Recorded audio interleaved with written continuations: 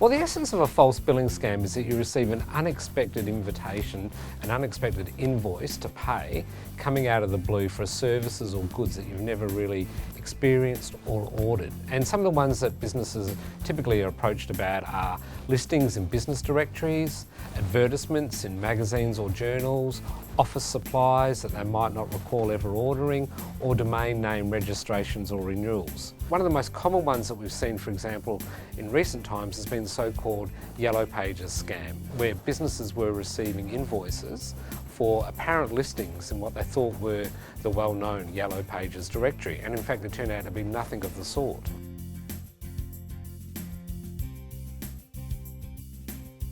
Well, every year thousands of small businesses contact the SCAMwatch.gov.au website to report that they've either fallen victim or been approached by a scammer. And last year alone, about 3,500 small firms in Australia reported such an approach. Fortunately, the conversion rate, that is the number of businesses that actually fell victim, is relatively low, about 450 businesses. That said, those businesses lost about $750,000, and we suspect that there are many, many more businesses that are either too busy or sometimes too embarrassed to report when they do fall victim. Well, the first thing is to ask yourself, is this invoice the real deal?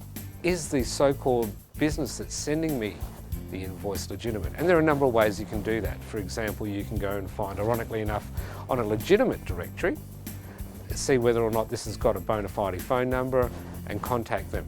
A second thing though is also to check and see, ask yourself, is my business scam free? Is it fraud free? Am I doing everything that I can to ensure that there are no scam opportunities being presented? So for example, have I got the latest IT software protections in place? Have I got a system in place in my business so that when a bill comes in, it isn't automatically paid without at least someone going back to check and see that we genuinely did order something?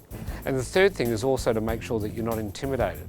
And that is to say, if a scammer rings you, demands money, that your first reaction isn't simply to pay it. Most business operators want to do the right thing by their suppliers, so they are inclined to pay it. But the first thing to ask yourself is, why is someone demanding money for something that I just don't recall ordering? If you've been scammed, the first thing to do is ask yourself whether or not you've lost money. And if you have, you need to report that to the police. You also need to contact your financial services provider. It may not be possible in all cases, but sometimes it may be possible to recoup at least part of the money that's gone. So it's certainly worth making that inquiry.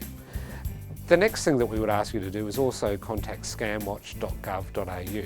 Apart from being a useful source of scam alerts, it's also a vital part of the system we have in place for detecting and reporting scams, so your information will help us.